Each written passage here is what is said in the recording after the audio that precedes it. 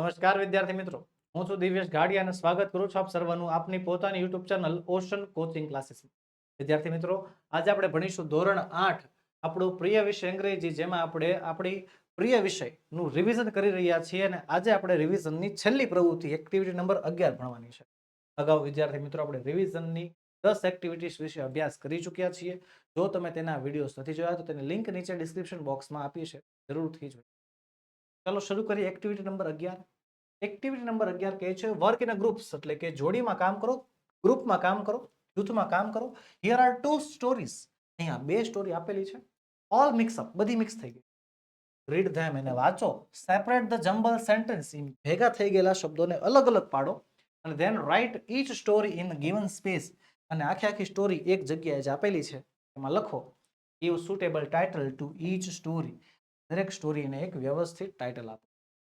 તો પહેલા તો શું કરવાનું કે પહેલા જે છે આ બંને જે સ્ટોરી છે ને, બંને સ્ટોરી જે ભેગી થઈ ગઈ છે, બધા વાક્યો વાંચવા તો પડે. વાંચ્યા પછી જ તમે જે છે લખી શકો ને. ચલો વાંચીએ. શીબી વોઝ અ જેનરસ કિંગ, એ બહુ સારા એવા મહાન રાજા હતા. There was a special bird, એક સુંદર, એક સ્પેશિયલ ખાસ પક્ષી હતું. Once lord Indra decided to test his generosity, એક દિવસ જે છે ભગવાન ઇન્દ્ર એની પરીક્ષા લેવા નક્કી કર્યું. One day the hunter so it, એક દિવસ શિકારી એમને જોઈ ગયો. આ બધું મિક્સ માલે છે, યાદ રાખજો. આગળ શું કહે છે? Made a plan with the help of Yama, યમની મદદથી એક યોજના બનાવી. It dropped pieces of gold from its mouth while singing, કે એને જે છે એના મોઢામાંથી ગોલ્ડના પીસીસ, સોનાના ટુકડા ગાતી વખતે બહાર પાડી દીધા. One morning king Shibi took his seat in the court, એક દિવસ રાજા શિબીએ પોતાનું આસન ગ્રહણ કર્યું કોર્ટમાં. He got a lot of pieces of gold and become very rich. એને બહુ બધા સોના સિક્કા મળ્યા, તે બહુ અમીર થઈ ગયા. He decided to give the bird to the king. ને આ પક્ષી રાજાને દેવા નક્કી કર્યું as a gift. Just then a dove, Indra, fell near the Shibi's feet. એ જ સમયે એક કબૂતર તરીકે, ડવ એટલે કબૂતર થાય, કબૂતર બનીને ભગવાન ઇન્દ્ર શિબીના ચરણોમાં પડી ગયા. It could not fly, તે ઉડી નહોતા શકતા. Then a hawk, Yama, came in the chasing the dove.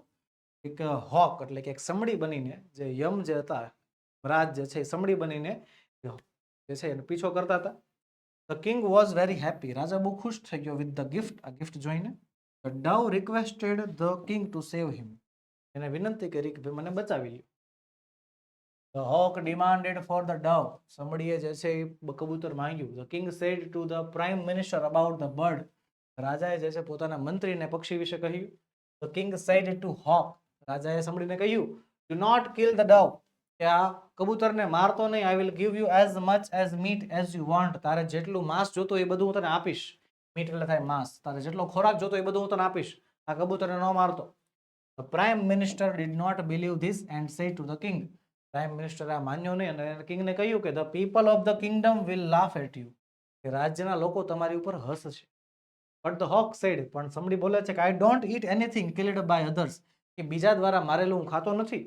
If you give me your flesh equal to the weight of the dove's body, I will take it, કે જો તમે મને તમારા શરીરનું માંસ આપશો, જેટલું આ કબૂતરનું વજન છે એટલું મને આપશો તો હું એ લઈ લઈશ. તો the king set the bird free, તેથી રાજાએ પક્ષીને મુક્ત કરી દીધું.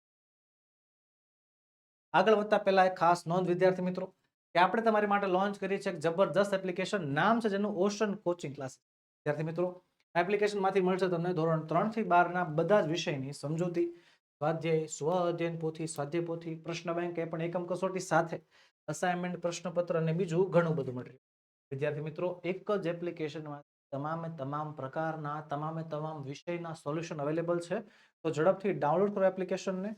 એપ્લિકેશન ડાઉનલોડ કરવાની લિંક નીચે વિડીયોમાં આપેલી છે. આગળ વધીએ. At this point, Indra and Yama appeared before the Shibi. આ સમયે ઇન્દ્ર અને યમ જે છે શિબી સામે પ્રકટ થાય છે.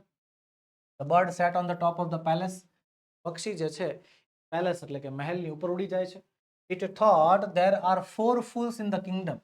વિચારે છે કે રાજ્યમાં 4 મૂર્ખ છે. They are the hunter, the prime minister, the king and myself. તે કોણ કોણ? શિકારી, પ્રાઇમ મિનિસ્ટર, મંત્રી, રાજા અને હું ખુદ. King said to his men, રાજા એના માણસોને કહે છે, cut my body into pieces and put them on the balance, કે મારા શરીરના ટુકડા કરો ને બાકીનું વધેલું એમ મૂકી દો. એટલે બેલેન્સ એટલે એમ ત્રાજવામાં બેલેન્સ કરી નાખો. They praised and blessed Shibi. એ વખાણ કર્યા અને શિબીને આશીર્વાદ આપ્યો. આ ચોખ્ખા શબ્દમાં બે સ્ટોરી હતી, બે અલગ અલગ પ્રકારે જ હાલતું હતું, બરોબર. પણ પ્રોબ્લેમ એ હતી કે એક બેયમાં પક્ષીનું વર્ણન હતું, એટલે આપણને કન્ફ્યુઝન થઈ શકે સર આ બે કંઈક એક જ નથી ને, પણ નહીં બાળકો, આ બંને સ્ટોરી અલગ અલગ હતી. હવે અહીંયા આ બંને સ્ટોરીના વાક્યોને અલગ અલગ કરીને એની આખી સ્ટોરી મેં તમારી માટે તૈયાર. Story 1, story 2. તો પહેલા આપણે સ્ટોરી 1 વાંચીશું, ત્યારબાદ સ્ટોરી 2. ઓકે. સ્ટોરી 1 ટાઇટલ આપ્યું છે શિબી ધ જેનરસ કિંગ. શિબી એક દયાળુ રાજા. Shibi was a જેનરસ king. Shibi એક દયાળુ રાજા હતા. Once lord Indra decided to test his generosity. એક વખત ભગવાન ઇન્દ્રએ તેની આ દયાને, તેની આ જે દયા ભાવના છે, કરુણા છે, તેની પરીક્ષા લેવાનું નક્કી કર્યું. હી મેડ a plan with help of યમા. ભગવાન યમથી, યમરાજ જે છે એની સાથે મળીને એક યોજના બનાવી. One morning king Shibi took his seat in the court. એક દિવસ જ્યારે મહારાજ શિબી એના દરબારમાં બેઠા, જેવા બેઠા, just then a dove entered, એક ડવ એટલે કે જે કબૂતર, ભગવાન ઇન્દ્ર કબૂતર બનીને એના પગમાં પડ્યા. ઇટ કુડ નોટ ફ્લાય, તે ઉડી નહોતા શકતા. ધેન અ હોક, હોક એટલે સમડી, યમરાજ હતા, એ યમરાજ જે છે સમડી બનીને એની પાછળ પાછળ આવ્યા. Came in the chasing the dove, ડવનો પીછો કરતા કરતા, કબૂતરનો પીછો કરતા કરતા આવ્યા. The dove requested the king to save him. કબૂતરે વિનંતી કરી કે એને બચાવી લ્યો. The hawk demanded for the dove. અને સમડીએ કબૂતર માંગ્યું કે લાવો મને કબૂતર આપી દો. The king said to the hoc, don't kill the Dove. રાજાએ કહી દીધું કે ભાઈ આ કબૂતરને મારવાનું નથી. શું થાય છે? King said to the hawk, "Don't kill the dove. I will give you meat as much as you want." તારે જેટલું માંસ જોતું એટલું માંસ તું લઈ જા મારી પાસેથી, બાકી કબૂતરને રહેવા દે. તો કહે છે, but the hawk said, કહે છે, I don't eat anything killed by others. કે બીજા દ્વારા મારેલું હું ખાઈ શકતો નથી, હું ન ખાઉં. If you give me your flesh equal to the weight of the dove's body, કે જેટલું કબૂતરનું વજન છે તેટલા વજનનું માંસ જો તમે મને તમારું આપશો, I will take it, તો હું લઈ લઈશ. બાકી મને કબૂતર આપો કે તમારું માંસ આપો. King said to his men, રાજાએ એના માણસોને કહ્યું, શું કહ્યું? કે cut my body into pieces, કે મારા શરીરના ટુકડા કરી નાખો, and put them on the balance, અને એને ત્રાજવા ઉપર મૂકો. At this point, આ સમયે Indra and Yama appeared before Shibi. Indra અને યમ જે છે શિબી સામે પ્રકટ થઈ જાય છે. They praised and blessed Shibi. તેઓ એના વખાણ કરે છે અને તેને આશીર્વાદ. આ હતી રાજા શિબીની વાર્તા. હવે બીજી વાર્તા, સ્ટોરી 2 અહીંયા છે.